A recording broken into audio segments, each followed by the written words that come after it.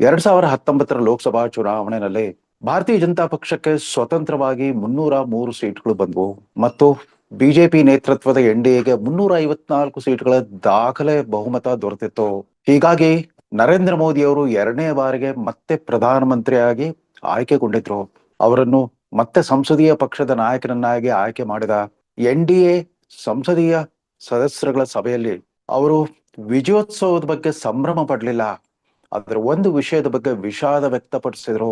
ನಮ್ಮ ದೇಶದ ಜನ ಈ ಬಾರಿ ಇಷ್ಟು ದೊಡ್ಡ ಬಹುಮತ ಕೊಟ್ಟ ನಂತರ ಕೂಡ ನನಗೊಂದು ನೋವು ಕಾಡ್ತಾ ಇದೆ. ಅದೇನು ಅಂತಂದ್ರೆ, ಭಾರತದ ಮುಸ್ಲಿಂ ಸಮುದಾಯದ ಮುಸ್ಲಿಂ ಮತದಾರರ ಮನಸ್ಸನ್ನ ಗೆಲ್ಲಿಕ್ಕಾಗ್ಲಿಲ್ಲ ಅಂತ ಒಂದು ನೋವು ಕಾಡ್ತಾ ಇದೆ. ಅದರಿಂದಾಗಿ ನಾವು ಇದುವರೆಗೂ ಪೋಷಿಸ್ಕೊಂಡು ಬಂದಿರೋ ಘೋಷಣೆ ಸಬ್ಕಾ ಸಾಥ್ ಸಬ್ಕಾ ವಿಕಾಸ್ ಜೊತೆಗೆ ಮೂರನೇ ಘೋಷಣೆ ಒಂದನ್ನ ಸೇರ್ಸ್ಲಿಕ್ಕೆ ಇಷ್ಟಪಡ್ತಾನೆ.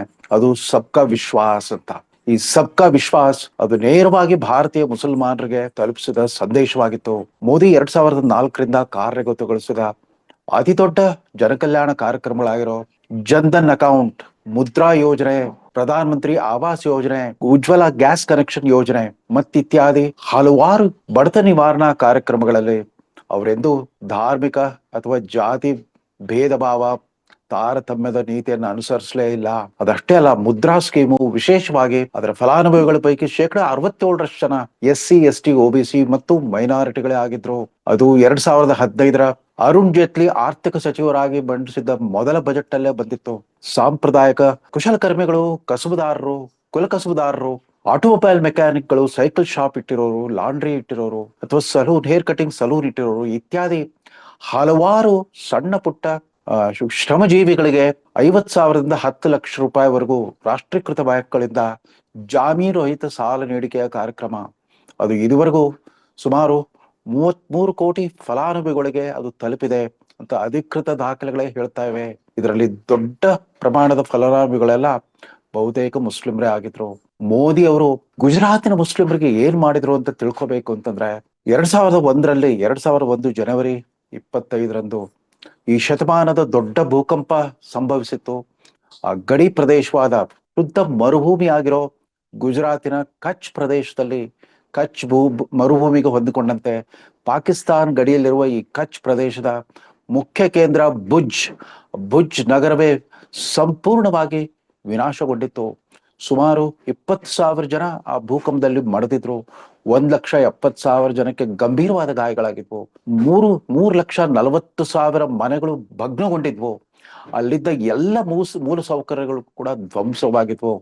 ಅಂಥ ಪರಿಸ್ಥಿತಿಯಲ್ಲಿ ಅಲ್ಲಿನ ಗುಜರಾತಿನ ಆಡಳಿತ ಕುಸಿದು ಬೀಳುತ್ತೆ ಅಂದಾಗ 2001 ಅಕ್ಟೋಬರ್ 4ರಂದು ದಿಢೀರ್ನೆ ನರೇಂದ್ರ ಮೋದಿ, ಅದುವರೆಗೂ ಒಬ್ಬ ಮುನ್ಸಿಪಾಲಿಟಿ ಸದಸ್ಯನೂ ಆಗಿರ್ತಿದ್ದ ನರೇಂದ್ರ ಮೋದಿ, ಮೇಲ್ಜಾತಿ ಮೇಲ್ವರ್ಗ ರಾಜವಂಶದ ಹಿನ್ನೆಲೆ ಇಲ್ದಿದ್ದ ನರೇಂದ್ರ ಮೋದಿಯಲ್ಲಿ ಮುಖ್ಯಮಂತ್ರಿಯಾಗಿ ಅವತರಿಸಿದ್ರು. ಆ ಭುಜ್ ಮತ್ತು ಕಚ್ ಪ್ರದೇಶದ ಮರು ನಿರ್ಮಾಣವನ್ನ ಯಾವ ರೀತಿ ಮಾಡಿದ್ರು ಅಂತಂದ್ರೆ, ಅವ್ರು 13 ವರ್ಷ ಮುಖ್ಯಮಂತ್ರಿ ಆಗಿದ್ರು. ತದನಂತರ ಕಳೆದ 12.5 ವರ್ಷಗಳಿಂದ ಪ್ರಧಾನಮಂತ್ರಿ ಆಗಿದ್ದಾರೆ. ಕಳೆದ 20 ವರ್ಷಗಳಲ್ಲಿ ಆ ಭುಜ್ ಮತ್ತು ಕಚ್ ಪ್ರದೇಶದ ಮರು ನಿರ್ಮಾಣವನ್ನ ಕರ್ನಾಟಕದ ಮುಸಲ್ಮಾನರಿಗೂ ಕೂಡ ಬಹುಶಃ ಯಾರು ತಿಳಿಸಿಲ್ಲ ಅಂತ ಕಾಣುತ್ತೆ. ಇದರ ವಿಶೇಷತೆ ಏನು ಅಂತಂದ್ರೆ, ಆ ಕಚ್ ಜಿಲ್ಲೆಯಲ್ಲಿ 34% ಮುಸ್ಲಿಂ ಸಮುದಾಯವಿದೆ. ಮುಸ್ಲಿಮ್ರೇ ಅತ್ಯಧಿಕ ಸಂಖ್ಯೆಯಲ್ಲಿರೋ ಕಚ್ ಪ್ರದೇಶ ಇವತ್ತಿಗೂ ಕೂಡ ಭಾರತದ ಅತಿ ದೊಡ್ಡ ಉಪ್ಪು ಉತ್ಪಾದನಾ ಪ್ರದೇಶವಾಗಿದೆ. ಅರಬ್ಬಿ ಸಮುದ್ರ ತೀರದಲ್ಲಿರೋ ಒಂದ್ ಕಡೆ ಅರಬ್ಬಿ ಸಮುದ್ರ ತೀರ, ಮತ್ತೊಂದ್ ಕಡೆ ಮರುಭೂಮಿ. ಆ ಪುನರ್ ನಿರ್ಮಾಣ ಯಾವ ರೀತಿ ಆಯ್ತು ಅಂತಂದ್ರೆ, 284 ಕಿಲೋಮೀಟರ್ ದೂರದಿಂದ ನರ್ಮದಾ ನದಿಯ ಒಂದು ಕಾಲುವೆಯನ್ನ ಹರಿಸ್ಬಿಟ್ಟು ಆ ಪ್ರದೇಶಕ್ಕೆ ಕೇವಲ ಒಣ ಬೇಸಾಯ ನಡೀತಾ ಇದ್ದ ಕಚ್ ಜಿಲ್ಲೆ ಮತ್ತು ಭುಜ್ ಪಟ್ಟಣದ ಸುತ್ತಮುತ್ತಲಿನ ಹಳ್ಳಿಗಳಿಗೆ ಕುಡಿಯುವ ನೀರು ಮತ್ತು ನೀರಾವರಿ ಸೌಲಭ್ಯವನ್ನ ತಂದ್ರು. ಅದಷ್ಟೇ ಅಲ್ಲ, 9 ಲಕ್ಷ ಮನೆಗಳ ಪುನರ್ ನಿರ್ಮಾಣ ಮಾಡಿದ್ರು. 4.5 ಲಕ್ಷ ಮನೆಗಳನ್ನ ಹೊಸದಾಗಿ ಕಟ್ಟಿಸ್ಕೊಟ್ರು. ಅದೆಲ್ಲವನ್ನು ಕೂಡ ಆ ಮನೆಯ ಮಾಲೀಕರ ಮೂಲಕವೇ ಅದರ ನಿರ್ಮಾಣ ಆಗೋ ಹಾಗೆ ಸುಮಾರು 27 ದೇಶಗಳಿಂದ ವಿದೇಶಿ ಸರ್ಕಾರಗಳಿಂದ ಆರ್ಥಿಕ ನೆರವನ್ನ ಪಡೆದ್ಬಿಟ್ಟು ಅಲ್ಲಿ ಪುನರ್ ನಿರ್ಮಾಣ ಮಾಡಿದ್ರು. ಅದಷ್ಟೇ ಅಲ್ಲ, ಅಲ್ಲಿನ ಜಿಲ್ಲಾ ಆಸ್ಪತ್ರೆ ಸಂಪೂರ್ಣವಾಗಿ ಛಿದ್ರಗೊಂಡಿತ್ತು. ಅವರಲ್ಲಿ ಭೂಕಂಪ ನಿರೋಧಕ ಒಂದು ಸೂಪರ್ ಸ್ಪೆಷಾಲಿಟಿ ಆಸ್ಪತ್ರೆಯನ್ನೇ ಸ್ಥಾಪಿಸಿದ್ರು. ಒಂದು ಮೆಡಿಕಲ್ ಕಾಲೇಜ್ ಸ್ಥಾಪನೆ ಮಾಡಿದ್ರು.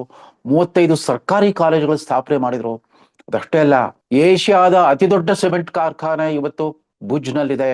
ಅದಷ್ಟೇ ಅಲ್ಲ, ಏಷ್ಯಾದ ಅತಿ ದೊಡ್ಡ ಜವಳಿ ಗಿರಣಿಗಳು ಟೆಕ್ಸ್ಟೈಲ್ ಮಿಲ್ಗಳು ಕೂಡ ಇವತ್ತು ಅಲ್ಲಿದೆ. ಇವತ್ತು ಈ ರೀತಿ ಭೂಕಂಪದಿಂದ ಸರ್ವನಾಶವಾಗಿದ್ದ ಭುಜ್ ಮತ್ತು ಕಚ್ ಪ್ರದೇಶ ಇವತ್ತು ಜಗಮಗಿಸುವ ವ್ಯಾಪಾರಿ ಕೇಂದ್ರವಾಗಿದೆ, ಕೈಗಾರಿಕೋದ್ಯಮದ ಅತಿ ದೊಡ್ಡ ಕೇಂದ್ರವಾಗಿ ಹೋಗ್ಬಿಟ್ಟಿದೆ. ಭಾರತದ ಪ್ರಥಮ ಅತಿ ದೊಡ್ಡ ಸ್ಪೆಷಲ್ ಎಕನಾಮಿಕ್ ಝೋನ್ SEZ ನಿರ್ಮಾಣವಾಗಿದ್ದು ಕೂಡ ಆ ಭುಜ್ ನಲ್ಲನೆ. ಆ ಭೀಕರ ಭೂಕಂಪದಲ್ಲಿ ಮಡಿದ ಆತ್ಮಗಳಿಗೆ ಶಾಂತಿ, ಅವರ ಸ್ಮರಣೆಗೋಸ್ಕರ ಸುಮಾರು 450 ಎಕರೆ ಪ್ರದೇಶದಲ್ಲಿ ನರೇಂದ್ರ ಮೋದಿ ಅವರು ಒಂದು ದೊಡ್ಡ ಸ್ಮಾರಕದ ಮ್ಯೂಸಿಯಂ ಅನ್ನೇ ಸ್ಥಾಪನೆ ಮಾಡಿದ್ದಾರೆ. ಅಷ್ಟೇ ಅಲ್ಲ, ಆ ಕಚ್ ಪ್ರದೇಶ ಮರುಭೂಮಿಯನ್ನ ಅಂತಾರಾಷ್ಟ್ರೀಯ ಪ್ರವಾಸಿ ಅತ್ಯಂತ ಆಕರ್ಷಣೀಯ ಪ್ರವಾಸಿ ಕೇಂದ್ರವನ್ನಾಗಿ ಮಾರ್ಪಡಿಸಿದ್ದಾರೆ. ಹೀಗಾಗಿ ವಿಶ್ವಸಂಸ್ಥೆಯಿಂದ ಅದಕ್ಕೆ ಇವತ್ತು ಹೆರಿಟೇಜ್ ಸೈಟ್ ಅಂತ ಇವತ್ತು ಅದಕ್ಕೊಂದು ಖ್ಯಾತಿ ಕೂಡ ಅಂಟಿದೆ. ತಾವು ಗಮನಿಸಿರ್ಬೋದು, ಖ್ಯಾತ ಬಾಲಿವುಡ್ ನಟ ಸೂಪರ್ ಸ್ಟಾರ್ ಅಮಿತಾಬ್ ಬಚ್ಚನ್ ಅವರ ಜಾಹೀರಾತ್ ನೋಡಿರ್ಬೋದು, ಆ ಕಚ್ ನೈದೇಕಾ ಅಥವಾ ಕುಚ್ ನೈದೇಕಾ ಅಂತ. ಆ ಕಚ್ ಮತ್ತು ಭುಜ್ ಪ್ರದೇಶದ ಮುಸಲ್ಮಾನರಿಗೆ ಹೊಸ ಬದುಕನ್ನು ಕಟ್ಕೊಟ್ಟಿದ್ದಲ್ಲ ಅಷ್ಟೇ ಅಲ್ಲ, ಅವರಿಗೆ ಆರ್ಥಿಕವಾಗಿ, ಸಾಮಾಜಿಕವಾಗಿ, ಕೈಗಾರಿಕೋದ್ಯಮ ಮತ್ತು ಆರ್ಥಿಕ ಸ್ವಾವಲಂಬನೆಯ ಒಂದು ಹೊಸ ಪರ್ವವನ್ನೇ ತಂದಿಟ್ರು. ಬೇಕಾದ್ರೆ ಕರ್ನಾಟಕದ ಮುಸ್ಲಿಂ ಮತದಾರರು ಕೂಡ ಅಲ್ಲೋಗಿ ಗಮನಿಸಬಹುದು, ಪ್ರತ್ಯಕ್ಷವಾಗಿ ನೋಡ್ಕೊಂಡು ಬರ್ಬೋದು. ಮೋದಿ ಅವರು 2017ರಲ್ಲಿ ಪ್ರಧಾನಮಂತ್ರಿ ಆದ ನಂತರ ಅಂತಾರಾಷ್ಟ್ರೀಯ ಸೂಫಿ ಇಸ್ಲಾಮಿಕ್ ಸಮ್ಮೇಳನವನ್ನ ದಿಲ್ಲಿಯಲ್ಲಿ ಜರುಗಿಸಿದ್ರು. ಅಲ್ಲಿ ವಿಜ್ಞಾನ ಭವನದಲ್ಲಿ ನಡೆದ ಆ ಸಮಾವೇಶದಲ್ಲಿ ಮೋದಿಯವರು ಮಾಡಿದ ಭಾಷಣವನ್ನ ತಾವು ಇವತ್ತು ಕೂಡ ಗೂಗಲ್ ಮೂಲಕ ನೋಡ್ಬೋದು, ಯೂಟ್ಯೂಬ್ ಮೂಲಕ ಗಮನಿಸಬಹುದು. ಅದಾದ ನಂತರ 2022 ಜನವರಿಯಲ್ಲಿ ಸುಪ್ರಸಿದ್ಧ ಐತಿಹಾಸಿಕ ಜಾಮಿಯಾ ಮಿಲಿಯಾ ವಿಶ್ವವಿದ್ಯಾಲಯದ ಶತಮಾನೋತ್ಸವ ಸಮಾರಂಭದಲ್ಲಿ ಪಾಲ್ಗೊಂಡಿದ್ರು. ಅಲ್ಲೂ ಕೂಡ ಮೋದಿಯವರು ಮಾಡಿದ ಭಾಷಣ, ಅದು ಯಾವುದೇ ಇಸ್ಲಾಮಿಕ್ ವಿದ್ವಾಂಸ, ತತ್ವಶಾಸ್ತ್ರಜ್ಞ ಕೂಡ ಆ ಇಸ್ಲಾಂ ಧರ್ಮದ ತಿರುಳನ್ನ ಮೋದಿಯವರಷ್ಟು ಗಾಢವಾಗಿ, ಸರಳವಾಗಿ ನಿರೂಪಿಸ್ಲಿಕ್ಕೆ ಸಾಧ್ಯವೇ ಇಲ್ಲ. ಅದಷ್ಟೇ ಅಲ್ಲ, ಭಾರತದ ವಿದೇಶಾಂಗ ನೀತಿಯ ಮೂಲಕ ಮೋದಿಯವರು ಪಾಕಿಸ್ತಾನವನ್ನು ಹೊರತುಪಡಿಸಿದ್ರೆ ಬಹುತೇಕ ಮುಸ್ಲಿಂ ರಾಷ್ಟ್ರಗಳ ಜೊತೆಗೆ ಯಾವ ರೀತಿಯ ಬಾಂಧವ್ಯವನ್ನು ರೂಢಿಸ್ಕೊಂಡು ಬಂದಿದ್ದಾರೆ ಅನ್ನೋದನ್ನ ತಾವೇ ಗಮನಿಸಬಹುದು. ಅವ್ರಿಗೆ ಇದುವರೆಗೂ ರಾಷ್ಟ್ರೀಯ ನಾಗರಿಕ ಪುರಸ್ಕಾರ ನೀಡಿರುವ 28 ದೇಶಗಳ ಪೈಕಿ 18 ದೇಶಗಳು ಅವೆಲ್ಲವೂ ಕೂಡ ಇಸ್ಲಾಮಿಕ್ ರಿಪಬ್ಲಿಕ್ ಅಂತ ಗುರುತಿಸಿಕೊಂಡಿರೋ ರಾಷ್ಟ್ರಗಳೇ. ಕಾತಾರ್ನಲ್ಲಿ ಒಂದು ಹಿಂದೂ ಒಂದು ಭವ್ಯವಾದ ಸ್ವಾಮಿನಾರಾಯಣ ಮಂದಿರ ನಿರ್ಮಾಣಕ್ಕೆ ಅಲ್ಲಿನ ಸರ್ಕಾರ ಅವಕಾಶ ಮಾಡಿಕೊಟ್ಟಿದ್ದು ಕೂಡ ಮೋದಿಯವರು ಅವರ ಜೊತೆಗೆ ಬೆಸೆದ ಒಂದು ವಿಶಿಷ್ಟವಾದ ಬಾಂಧವ್ಯದ ಕಾರಣದಿಂದಲೇ. ಇವತ್ತು ಇಸ್ರೇಲ್ ಅಮೆರಿಕ ಜೊತೆಗೆ ಇರಾನ್ ಯುದ್ಧದಲ್ಲಿ ಮುಳುಗಿರುವಾಗ ಭಾರತಕ್ಕೆ ಇವತ್ತಿಗೂ ಕೂಡ ಆ ಕೊಲ್ಲಿ ರಾಷ್ಟ್ರಗಳಿಂದ ತೈಲ ಸರಬರಾಜು ಮತ್ತು ಗ್ಯಾಸ್ ಸರಬರಾಜು ಅಬಾಧಿತವಾಗಿ ಮುಂದುವರೆದ್ರ ಕಾರಣ ಆ ಮುಸ್ಲಿಂ ರಾಷ್ಟ್ರ ಜೊತೆಗೆ ಮೋದಿಯವರು ರೂಢಿಸಿಕೊಂಡ ಬಾಂಧವ್ಯ 2 ವರ್ಷಗಳ ಹಿಂದೆ ಬಾಂಗ್ಲಾದೇಶದಲ್ಲಿ ನಾಗರಿಕ ದಂಗೆ ನಡೆದು ಅಲ್ಲಿನ ಪ್ರಧಾನಮಂತ್ರಿ ಶೇಖ್ ಹಸೀನಾ ವಾಜಿದ್ ಅವರ ಪ್ರಾಣಕ್ಕೆ ಸಂಚಕಾರ ಬಂದಾಗ ಅವ್ರನ್ನ ತುರ್ತಾಗಿ ಅಲ್ಲಿಂದ ಏರ್ ಲಿಫ್ಟ್ ಮಾಡ್ಬಿಟ್ಟು ಇವತ್ತು ಭಾರತದಲ್ಲಿ ಆಶ್ರಯ ಕೊಟ್ಟಿದ್ದಾರೆ ನರೇಂದ್ರ ಮೋದಿ. ಆ ಮುಜಿಬುರ್ ರೆಹಮಾನ್ ಕುಟುಂಬ, ಬಾಂಗ್ಲಾದೇಶ್ ವಿಮೋಚನೆಯ ಪಿತಾಮಹ, ಅಲ್ಲಿನ ರಾಷ್ಟ್ರಪಿತ ಮುಜಿಬುರ್ ರೆಹಮಾನ್ ಕುಟುಂಬ ಕಗ್ಗೊಲೆಯಾದಾಗ ಆವತ್ತಿನ ಇಂದಿರಾ ಗಾಂಧಿ ಸರ್ಕಾರಕ್ಕೂ ಏನೂ ಮಾಡ್ಲಿಕ್ಕೆ ಆಗಿರ್ಲಿಲ್ಲ. ಆದ್ರೆ ಶೇಖ್ ಮುಜಿಬುರ್ ರೆಹಮಾನ್ ಅವರ ಮಗಳು ಹಸೀನಾ ವಾಜಿದ್ ಅವರ ಜೀವಕ್ಕೆ ಅಪಾಯ ಎದುರಾದಾಗ ಮೋದಿ ಅವರು ಅವರಿಗೆ ರಕ್ಷಣೆ ಕೊಟ್ಟಿದ್ದಾರೆ. ಮೊಹಮ್ಮದ್ ಯೂನುಸ್ ಅವರ ಮಧ್ಯಂತರ ಸರ್ಕಾರದಲ್ಲಿ ಸ್ವಲ್ಪ ಮಟ್ಟಿಗೆ ಭಾರತದ ಬಾಂಧವ್ಯ ಬಿಗಡಾಯಿಸಿತ್ತು. ಅದಾಗಿ ಈಗ ಖಾಲಿದಾ ಜಿಯಾ ಅವರ ಪಕ್ಷ ಬಾಂಗ್ಲಾದೇಶ್ ನ್ಯಾಷನಲಿಸ್ಟ್ ಪಾರ್ಟಿ ಅಧಿಕಾರಕ್ಕೆ ಬಂದ್ಮೇಲೆ, ಅವರ ಪುತ್ರನೇ ಪ್ರಧಾನಿ ಆದ್ಮೇಲೆ ಮತ್ತೆ ಬಾಂಗ್ಲಾದೇಶ್ ಜೊತೆಗೆ ಸುಮಧುರ ಬಾಂಧವ್ಯ ಸ್ಥಾಪನೆಗೆ ಮೋದಿ ಅವರು ಶತಾಯಗತಾಯ ಪ್ರಯತ್ನಿಸಿದಷ್ಟೇ ಅಲ್ಲ, ಮೊನ್ನೆ ಕೊಲ್ಲಿ ರಾಷ್ಟ್ರಗಳ ಯುದ್ಧ ನಡೆದಿರುವಾಗ ಬಾಂಗ್ಲಾದೇಶಕ್ಕೂ ಕೂಡ ದೊಡ್ಡ ಪ್ರಮಾಣದಲ್ಲಿ ಭಾರತದ ಹೆಚ್ಚುವರಿ ಕ್ರೂಡ್ ಆಯಿಲ್ ಅನ್ನ ಸರಬರಾಜು ಮಾಡೋದ್ರ ಮೂಲಕ ಒಂದು ಸದ್ಭಾವನೆಯ ಸಂಕೇತವನ್ನು ತೋರಿಸಿದ್ದಾರೆ ನರೇಂದ್ರ ಮೋದಿ ಅವರು. ಶ್ರೀಲಂಕಾ, ಬಾಂಗ್ಲಾದೇಶ್ ಮತ್ತು ಮಾಲ್ದೀವ್ಸ್ಗೆ ಆ ಮಾಲ್ದೀವ್ಸ್ ಅಧ್ಯಕ್ಷರು ಕೂಡ ಸ್ವಲ್ಪ ಕಾಲ ಅದ್ಯಾಕೋ ದಾರಿ ತಪ್ಪಿದ್ರು, ಭಾರತ ವಿರೋಧಿ ನಿಲುವನ್ನು ತಾಳಿದ್ರು. ಅಲ್ಲೂ ಕೂಡ ಮೋದಿ ಅವರು ಯಾವ ರೀತಿ ಮರುಸ್ಥಾಪನೆ ಮಾಡಿದ್ರು ಅಂತಂದ್ರೆ ಅವರ ಸದ್ಭಾವನೆ ಮತ್ತು ಸದಿಚ್ಛೆ ಇದೀಗ ಅವರು ಆಪತ್ಕಾಲದಲ್ಲಿ ಮೋದಿ ಅವರಿಂದ ಸ್ವಲ್ಪ ಮಟ್ಟಿಗೆ ಆದ್ರೂ ನಮ್ಗೆ ತೈಲ ಸರಬರಾಜು ಮಾಡಿ ನಮ್ಮನ್ನು ಬದುಕಿಸಿ ಅಂತ ಕೇಳಿದ್ದಾರೆ. ಅದನ್ನು ಕೂಡ ಮೋದಿ ಸಹಾನುಭೂತಿಯಿಂದ ಪರಿಶೀಲಿಸ್ತಾ ಇದ್ದಾರೆ. ಇದು ಮೋದಿ ಅವರ ನಿಲುವು.